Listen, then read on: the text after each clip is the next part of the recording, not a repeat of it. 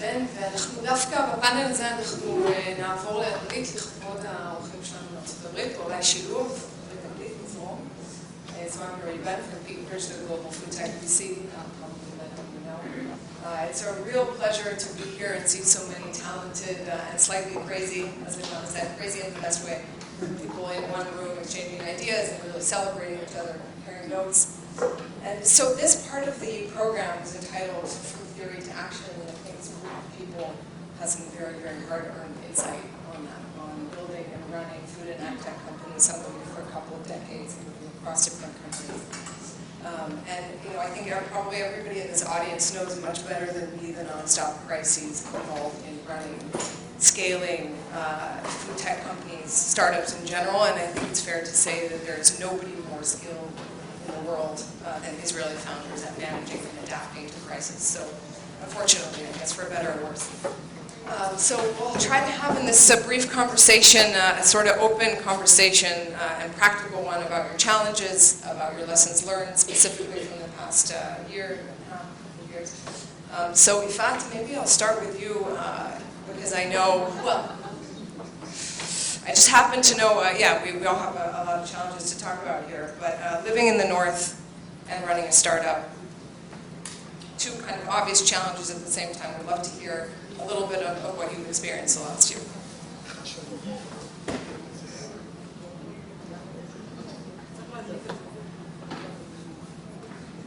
So hi everyone. Yes, and also you forgot to mention being a mother of two young kids. Probably which prepares you better for crisis than anything. Yeah. So altogether, really, I think the most challenging part was how to maintain this resilience during Corona time. So we have all of these challenges that we already know, running a startup from the food tech industry specifically, and above that, we have the wartime situation, which is an ongoing stress. Like I just had a call this morning with someone who told me, like, it feels like having this cloud over him all the time. It's like a chip wired to you, like 20% of you. You don't really feel it on the ongoing day, but there are times that you really feel this stressful moment. And I think it was about how, as CEO of the company, and also being a mother, how to really collaborate all of this together, and I need to take care of myself and the team, and really also acknowledge that this is the time that we have, and maybe, what should we do next? Because I think people from outside of Israel, I don't know if we really understand this situation. I had really surreal incidents, and I'm sure you had this too. Being in the UK, for example, and then we had Argov-Argaman, and then 5 minutes later I see that the rocket fell in our kibbutz, or you are far away of your family, or during a call, meaning you know that one of the soldiers you know you get this message, and it's still ongoing, and it's about how also communicate maybe with the team. At first, we understand that, and maybe we should be a bit more flexible, but on the other side, we are not charity, and our resources are limited. So how we manage all these aspects together and still, we deliver no matter what.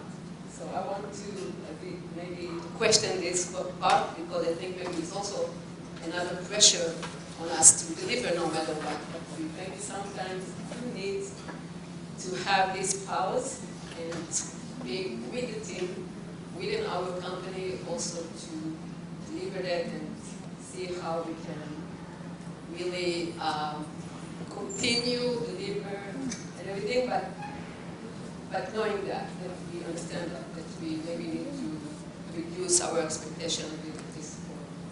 So before we come back to it, I think there's some probably also hard insight on how to build that resilience for your team, some other everything, but Meital, I'll come to you next, because I think you have kind of a similar experience, in both the environment, the war, but kind of like two levels, both the sector and the environment. Yes, thank you. So first of all, I would like to say thank you for the organizers for the invitation to be part of this panel.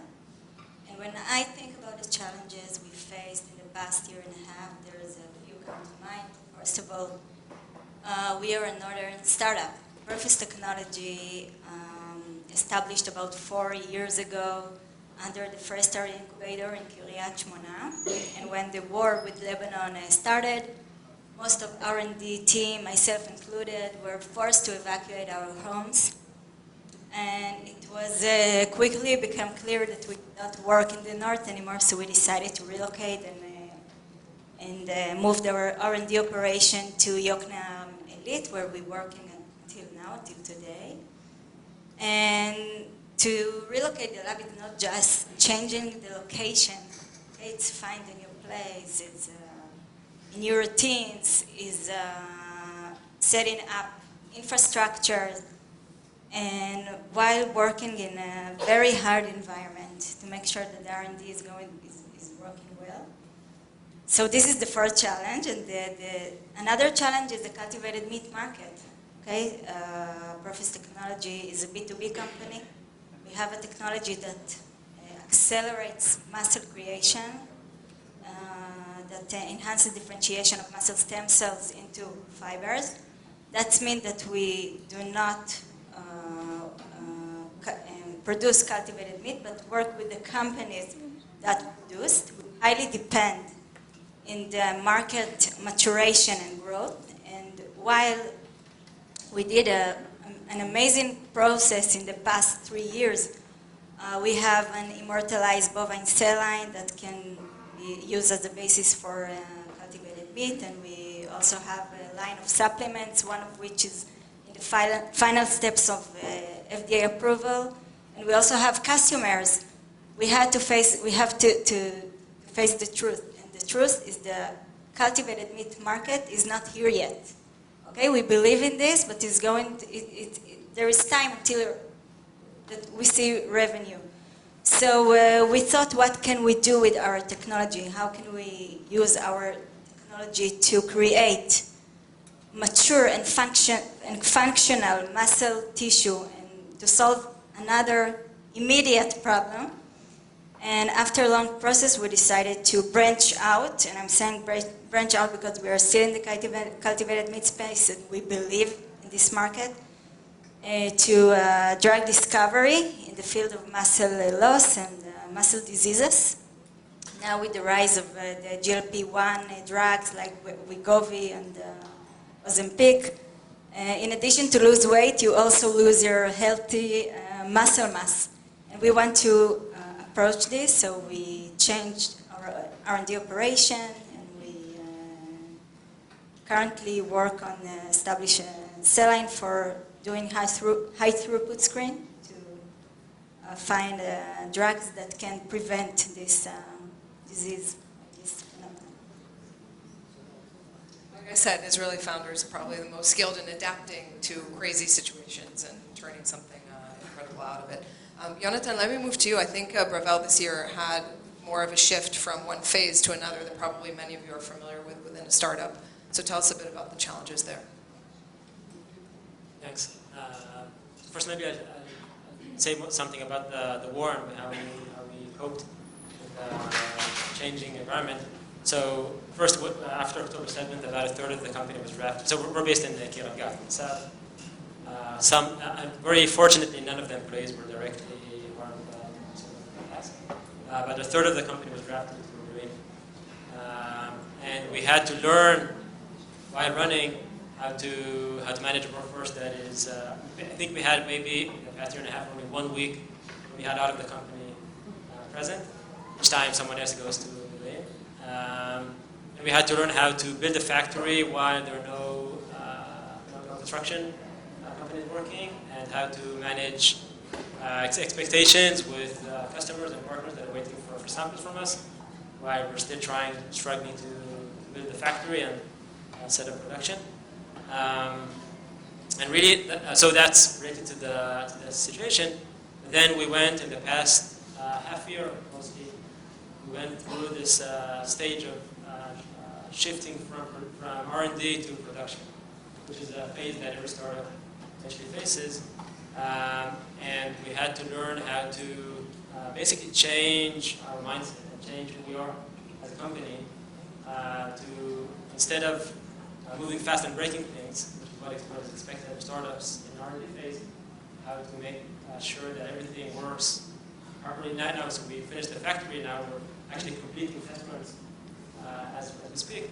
We're getting ready for commercial production, and we had to completely change the way the company thinks, the company operates. We had to do big organizational changes internally. And really change who we are as a company was a really big challenge. I don't think it's all during the situation around us. This I think was the biggest challenge for us. Well, I'll pass the mic quickly back to Professor Nurit Argov-Argaman with two startups. With two startups in the milk space. Tell us a little bit about kind of what you're doing and what you ran into this year that maybe even for somebody who's well versed in research and running startups surprised you. Okay, so first of all, thanks for the invitation to talk here. And so two startups trying to develop means to produce the most valuable components in milk. And I'll take a kind of a different approach to answer your question. So we're looking at lactation process and milk basically as the only food that was evolved throughout the evolution of mammals to support health. And I know maybe it's not popular to say it here, but I really think that because of that, the fact that milk was evolved with us as mammals through 200 million years of evolution, it has inside ingredients and specific structures that provide benefits that no other food can provide us. Now, obviously, I am well aware of the impact that this industry has on the environment and also on the animals themselves. And this is an industry that has a lot to improve in, including understanding how to produce, again, the most valuable product, components in milk, in an alternative way. Okay, and this is it's relevant for the dairy products that all of us love to eat or consume, and it's also relevant for the infants around the world that consume. Most of them will consume infant formula. It comes from different ingredients from different sources, including plants that are completely different from what we can find in milk. So this is my incentive to co-found these companies. I didn't found them alone. The first one, Wilk, is doing a cultivated milk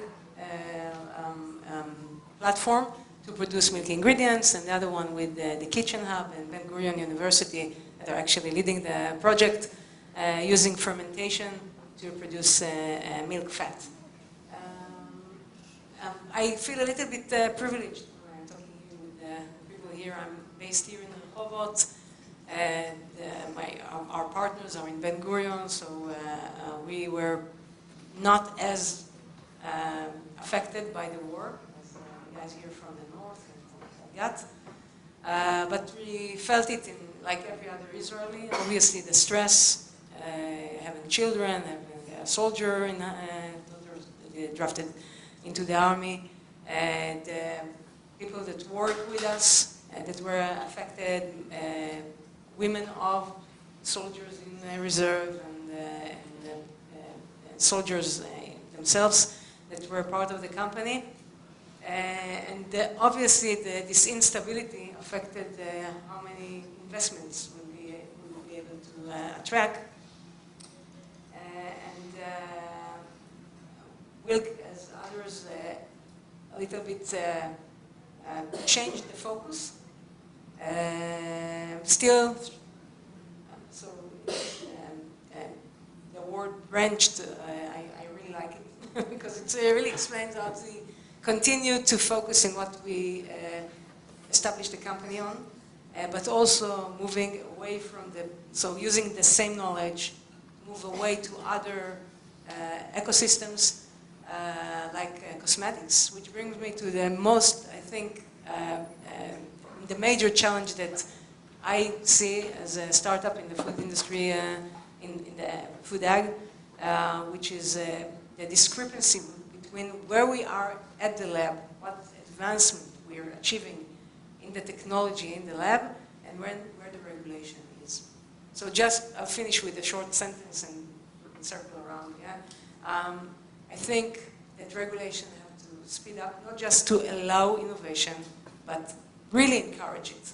Because if we really want to make a difference, we need air to have longer runway, not just in terms of how much money we have in, to operate the companies, but also when do we need to deliver the products. And this will allow us to do real innovation and to really change the food system. The countries who lead in regulation will also put their foot in the door first in all these new technologies, which down the line, maybe much farther down the line, will be a huge advantage. Dan, co-founder and CTO of Day 8, also I think about 20 years in this space in food and ag tech. What can you share with us over the challenge or maybe the top thing you ran into this year, and maybe we'll go ahead and skip right to any takeaways you might have. So I think we are the youngest startup, and we just start before the 7th of October. So actually after 2 months I found myself in the office by myself because the CEO was drafted to the army. And our startup is actually work with farmers. We discarded the protein out of we extract protein out of discarded leaves. So I had to build connection with farmers that at the time you couldn't find them, and if you found them, you couldn't talk with them. They had no passion or the ability to think forward. They were with their own problems, a huge one, and that was the first challenge. And after a few months of connection, when we came and we helped them, and we built a really nice relationships. And then we had to start our fundraising, and without the flight it was more challenging. And I think those were the biggest problem. And until now, actually, all of the operation of you need to find the customers, or you need to find the scale-up. We are in the phase of scale-up, and we need a lot of flights. So it's already happened a few times that we stuck before the Passover, or we can be stuck in somewhere. So those are the main challenges that we face. You've led a company from pre-seed to publicly traded before. Is there any kind of takeaways you have from that you're using from Day 8, especially when you're talking about this obviously difficult fundraising environment? I think the most important thing that I took is to take everything in proportion. And as long as it's time and money, it's manageable. And I think the last year showed it and let us, the Israeli, feel really that it's not just a sentence, and it's really something that we need to work according to it. So this is the most important thing. So maybe on that note, in the little time we have left, let me just come back to each of you quickly on, first of all, Ifat, you talked about resilience. Do you have any kind of lessons learned or tips on resilience when you're in that position of power where you have to lead, you have to reflect that, but you yourself are in an obviously difficult position. Yeah, and still learning, obviously. Yeah. So I think first I'm CPA. So manage your energy and your team's energy just like cash. On a daily basis, weekly basis, monthly, and just like with the cash, we always like see what is our runway. It's also with the energy we probably can't do everything, and always we need to prioritize what we do and where we want to put our focus on. And I think it's always like being very clear with what we do next and for what we want to get out of that. But it's always like really feeling this big with a team that we can really manage it. And for me, as myself, I think I do like 20% of my time is about having time with myself. Like really reflect the day, what is going on, what you want to do, meditation, high intensity workout, whatever we can do, like really take care of, like, the oxygen mask in the plane. We need to take care of ourselves before we can take care of others. And it's about, even if we have these sprints that we really need to give more power, it should be very specified, very focused, and we need to understand what we are going to get out of that. This is the way we can run for longer time with our abilities, and it's about communicating this outside with our stakeholders, like investors. I mean, we were fortunate enough to raise money during the war, during this time, but still there are other forces about revenues, projection, and how you progress, and all of this takes much longer than it used to be. And it's always like, this is what we can do right now, and how we can really handle it and protect the team from all this outside external. So I want to actually even skip over to an ask, because in the couple minutes we have left, because I think the essence of this kind of event is not just, is just to talk, but actually to make connections, to have something really practical come out of it. So if any of you are looking for, whether it's talent or partnerships or fundraising or those things, you never know where, your next idea or lead can come from. So please go ahead. I think